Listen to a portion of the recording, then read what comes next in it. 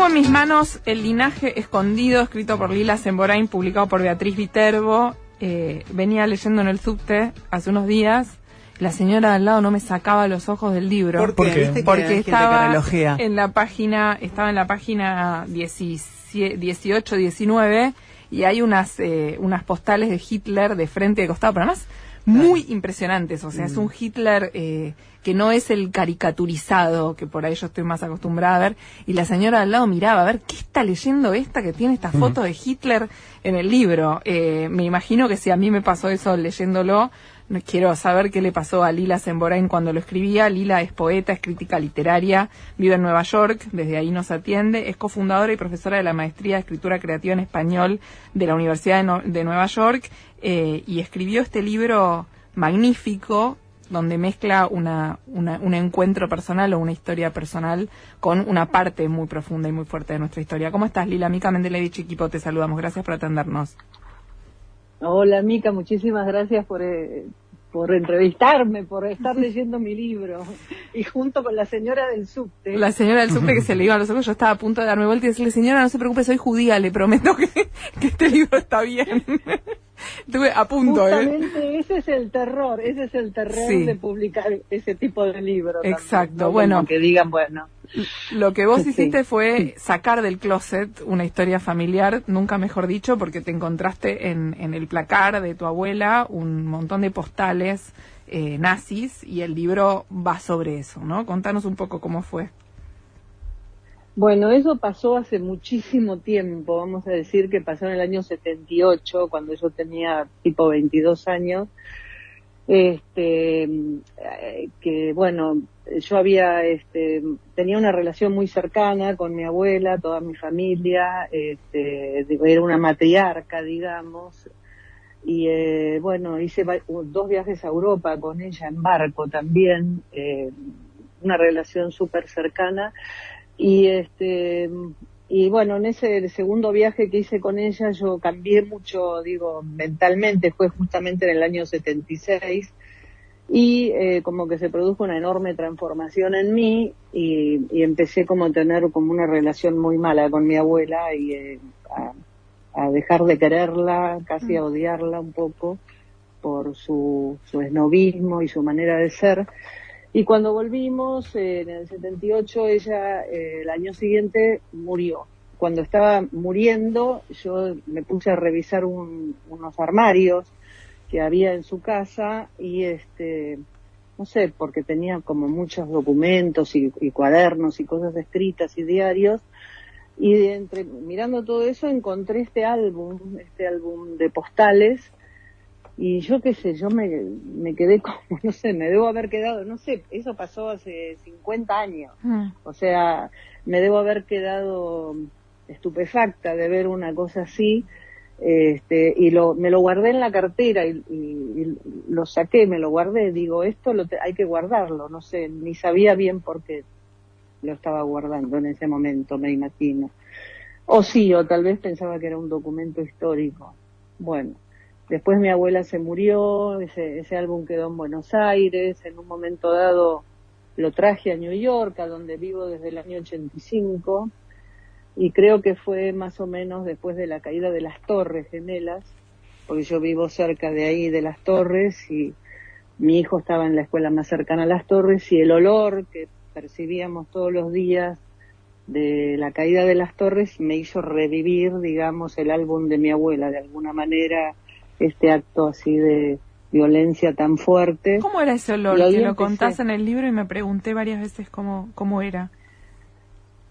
Es un olor, te digo que es como un olor a quemado, como a goma quemada, ¿viste? Pensá que todo el edificio, bueno, estaba construido de cemento, pero estaba lleno de electrónicos, de alfombras, vidrio, yo no sé cómo huele el vidrio quemado, pero todo eso mezclado con la gente, digamos, era como un olor que no podías dejar de aterrorizarte. O sea, había taxistas que no venían hacia downtown para no sentir ese olor.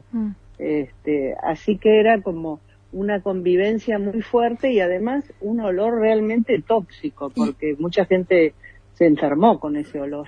Y ese olor te hizo, lo que respirábamos. Te hizo pensar, supongo, o sentir, no sé si pensar, no sé si es algo tan consciente como algo directo con el Holocausto, ¿no? Como, no sé Totalmente, si la relación era tan consciente, pero cuando hablas del olor yo pensé directamente en eso. Después en un momento lo decís en el libro. Sí, eso obviamente fue que me conectó con el Holocausto, con las postales de mi abuela, y bueno, empecé como, además toda la situación que se estaba viviendo acá, después de la caída de las torres, con Bush, bueno, que no tiene punto de comparación con lo que está pasando ahora, pero ese es otro capítulo. Entonces, toda la cuestión así totalmente militarizada en que se transformó la ciudad, también me llevó a la época de la dictadura argentina, fue como que englobó, ese olor englobó esas tres situaciones dentro de mí, y no pude hacer otra cosa que empezar a escribir compulsivamente diarios, averiguar qué participación, si mi abuela había tenido alguna participación, cuáles eran las relaciones, o sea, qué percepción había en mi familia de eso.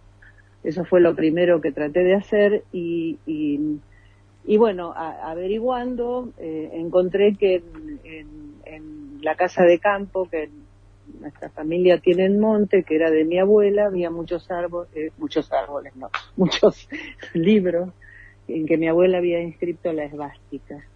Entonces eso ya generó otra capa, digamos, dentro de toda esta problemática que tanto miedo me daba y me angustiaba, es donde ya tenés inserto en tu vida familiar esa esvástica, digamos, y qué significa eso para la Argentina, para el mundo, etcétera. Pero también para tu abuela, porque hay algo que vos haces en el libro que es ir y venir, como en un momento contás que mataste una tortuga con el auto y te preguntás qué habrá sentido tu abuela ante el horror, y después te preguntás cuánto habrá sabido de ese horror, y que no hay como si fueras, es como medio cebolla el libro, vas sacándole capas a ver dónde está la parte del jugo, ¿no? Sí, voy pensando permanentemente y voy buscando en lo personal, en lo familiar y también en lo social, voy buscando entender, digamos, ¿no? Porque básicamente es como, no sé, tener encriptado lo siniestro dentro de tu propia vida en un lugar paradisíaco, digamos, para mí ir desde Nueva York a Monte es como ir al paraíso terrenal, y eso de repente queda como ahí sumergido dentro de esta masa de horror. Entonces, mi abuela, yo nunca pude saber mucho en qué participó, si estaba afiliada al partido, no, bueno, nunca pude averiguar demasiado. Sé que era simpatizante, vamos a decir, pero eso de simpatizar y de con un lápiz en la tapa de los libros poner una esvástica, y entonces para mí fue muy importante ver en todos los libros que tenemos, que están y siguen ahí en nuestra casa de campo, que están cubiertos por unas tapas, hasta qué año había llegado a poner la esvástica en los libros. ¿Hasta qué año llegó? Porque, no sé, y llegó con un solo libro en el año 42. O sea que, bueno, eso es la única evidencia que tengo del tiempo que ella, digamos, siguió, poniéndolo entre comillas, simpatizando. Pero entonces es muy digamos, te trastorna mucho, digamos, todo eso. Me trastornó mucho todo eso. Ahora, por suerte, después de haber publicado el libro, hay como una especie de cierta liberación del tema, una vez que lo hablas y que lo sacás para afuera, y además que tantas resonancias tiene con el presente, ¿no? Que todo esta búsqueda que hice en su momento, en la cual, te digo la verdad, mi objetivo era ser lo más honesta posible en la escritura del libro, no decir lo que lo que me van a decir de acá o de allá, o tener ese ojo presente, pero decir, bueno, no voy a tener ese ojo presente, pero sí lo tengo al mismo tiempo, porque es muy, te expones muchísimo. Esa voz se expuso muchísimo. ¿En dónde sentías que que estabas más expuesta, o en qué? Bueno, me sentía expuesta por un lado en hablar de la familia, ¿no? Porque yo tengo mis hermanas, tengo toda mi familia, que la quería mucho a mi abuela, un montón de gente que la quería mucho a mi abuela. Mi abuela era muy generosa al mismo tiempo, y lo que pasa es que a mí me agarró en una coyuntura, en un momento de mi vida que hice cambios muy fuertes. Pero me sentía vulnerable en ese sentido, me sentía vulnerable hablar desde una clase social que generalmente no se oye en estos temas, que es como de la clase alta, digamos, viniendo de la clase alta, en la Argentina, conservadora. Eso también para mí era como algo que me sentía vulnerable. O sea, porque la escritura es un acto para mí, por lo menos, es como mostrar esa vulnerabilidad y transformarla en algo que pueda servir, digamos, ¿no? Para la gente que lo leo. Es como una intención que hay por ahí atrás, y para mí misma también. Lila, ¿cómo estás? Perdón. Hola, ¿qué ¿Cómo tal? estás? Pedro Yago te saluda. Hola, ¿qué tal, Pedro? Me quedé pensando en lo que decías de las resonancias en el presente. Esta historia que es personal, familiar e histórica, ¿qué te permitió pensar de tu vida actual o de nuestra vida actual? Y bueno, te digo que, por ejemplo, es tremendo, por ejemplo, ver las resonancias de la motosierra en Estados Unidos.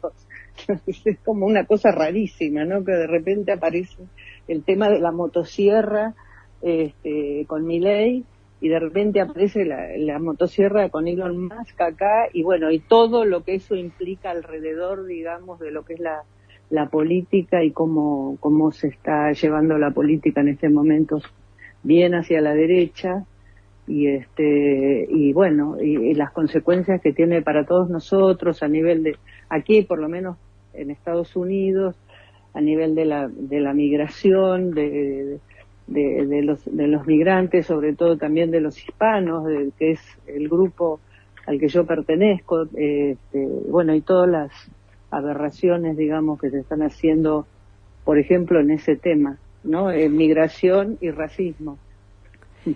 Eso se vive muy de cerca aquí.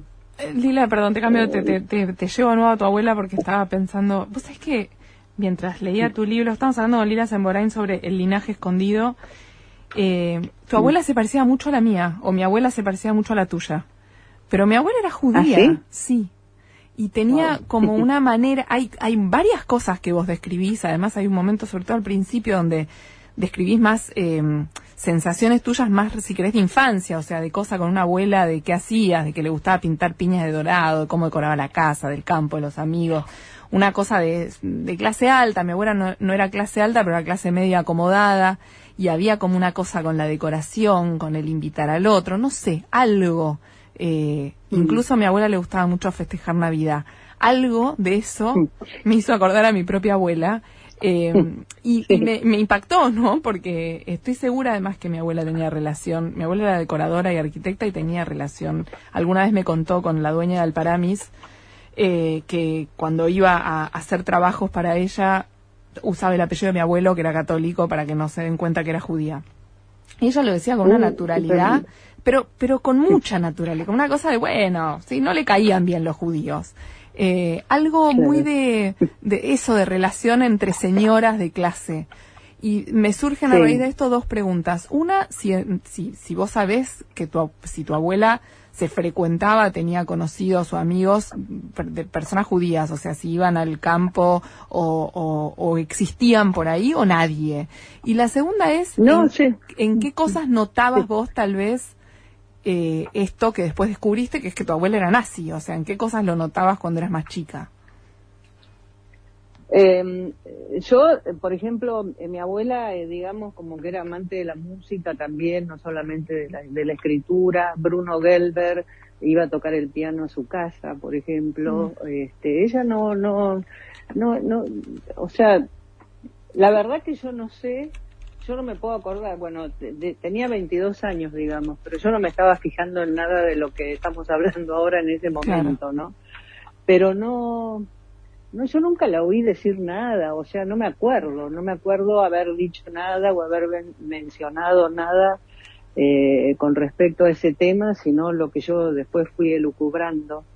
Lo que tuvo este trabajo, como lo recuperás vos también, fue como que yo era como una cosa muy soñada, digamos, la manera en que se manejaba mi abuela con respecto a la familia y sobre todo en la casa de campo, como era una cosa que se compartía mucho, digamos, íbamos toda la familia, iban 40 personas en el verano a veces a vivir ahí, ¿no? Y cada uno tenía un montón de gente en los cuartos y bueno, era una cosa como bastante soñada para una infancia. Entonces esto es lo que me hizo recuperar, como que tenés eso, aparece lo otro.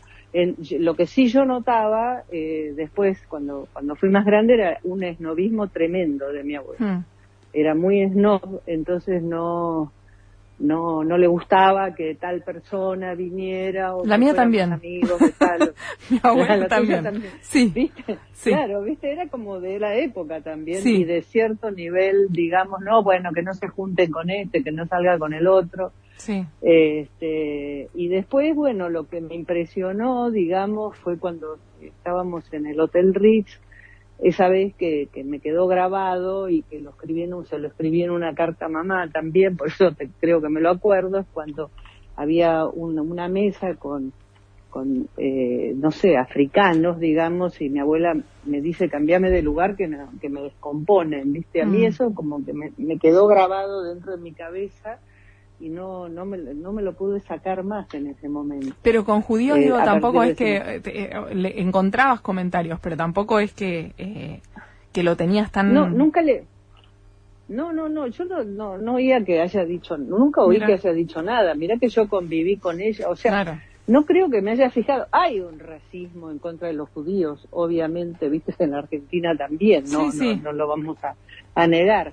Pero no me acuerdo que haberlo yo notado como con lo que me pasó, viste, con lo que me pasó con esos negros en el Hotel Ritz, ¿no? Claro. Eso me quedó como grabado y a lo mejor yo no estaba prestando atención, a lo mejor si ella llegaba a decir algo, pero leía de todo, leía de todo, no era que no leía judíos tampoco. ¿Y la esvástica era, o sea, la esvástica en la biblioteca era a ciertos libros o porque sí?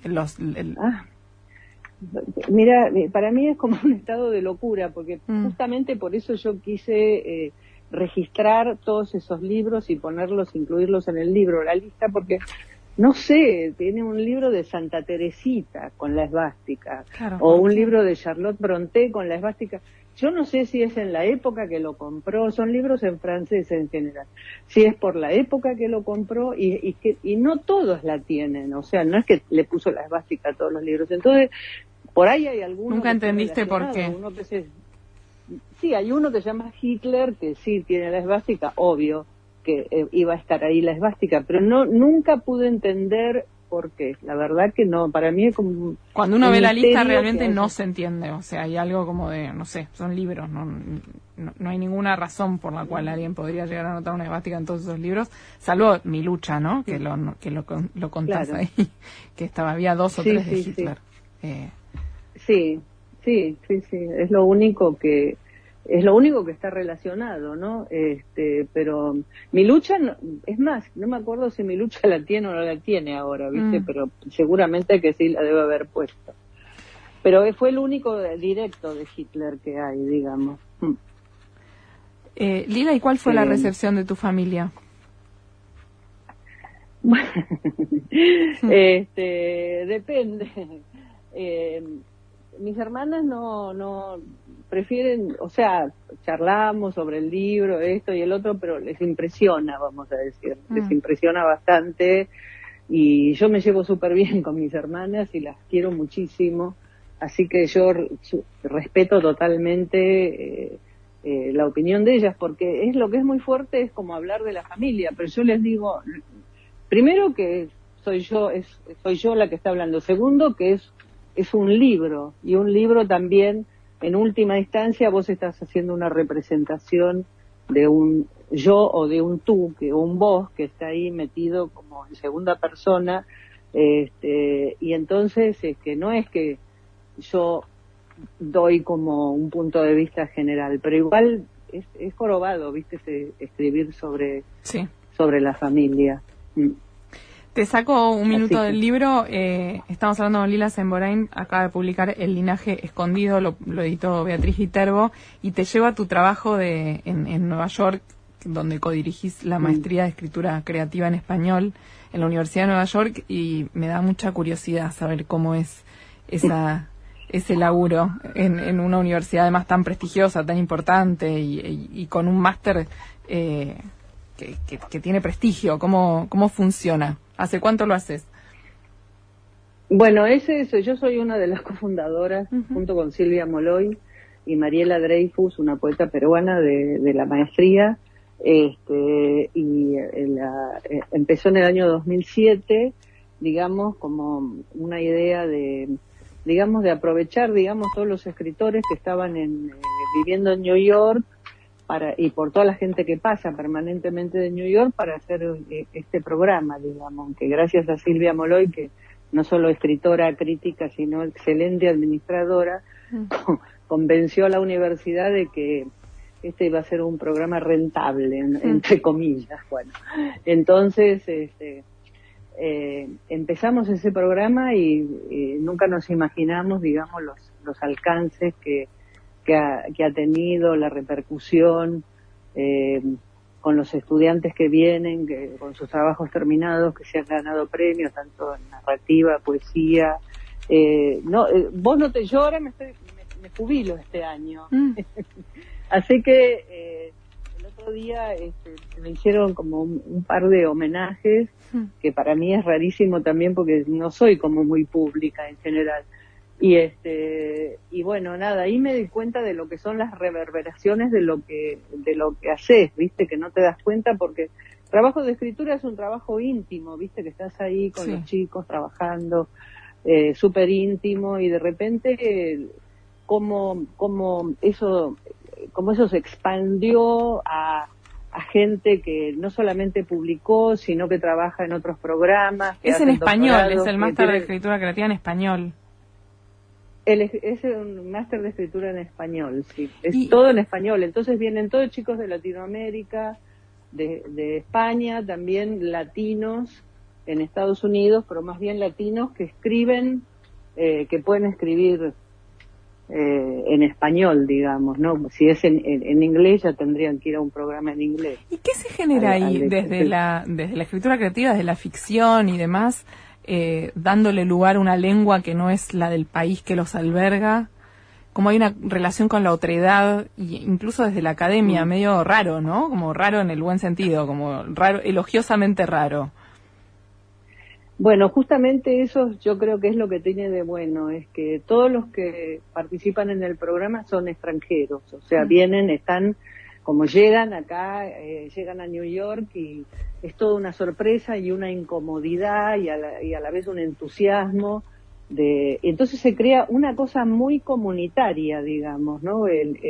Se crea una cosa muy comunitaria, ¿no? En las clases, afuera de las clases, en todos los eventos que nosotros organizamos. Y se arman unas redes que tienen muchas expansiones hacia distintos lugares, porque es gente que viene de distintos lugares, como dije, de Latinoamérica, de España, etcétera. Entonces, es muy el español, los españoles son muy diferentes también, los vocabularios, los ritmos del lenguaje, las cadencias. Es súper interesante, es como un laboratorio del español y de las distintas sensibilidades e identidades que al mismo tiempo están unidas por el propio lenguaje. Así que y este año es increíble, porque la feria, ahora va a ser la Feria del Libro de Madrid, la ciudad invitada es New York, y nos han invitado a todos los del programa de escritura creativa a participar, o sea, como un elemento, digamos, el programa que generó una enorme expansión a nivel de la escritura en español en Nueva York. Eso es, la verdad que te sentís muy orgullosa, junto con todo el equipo de gente, con todos los profesores, de haber generado algo así. Qué bárbaro y qué lindo cerrar así, además, como antes de tu jubilación, me imagino, ¿no? Como una cosa de un lindo cierre. Gracias, Lila, por la comunicación. Muchas gracias. Bueno, te agradezco muchísimo las preguntas. Gracias. Gracias a vos. Lila Semborain, estábamos hablando sobre el libro El linaje escondido, editado por Beatriz Viterbo. El libro trata de cuando Lila encontró muy joven en el placar de su abuela, cuando había muerto, un montón de papeles y postales de Hitler y que la vinculaban a la abuela con el nazismo, y escribe este libro que tiene mucho de poesía, que no es simplemente un recorrido lineal sobre una investigación de si su abuela tuvo o no alguna relación. De hecho, de eso encuentra bastante poco, pero se pregunta como, bueno, ¿quién era esta mujer que apoyaba el nazismo y que tenía esvásticas en los libros, ¿no?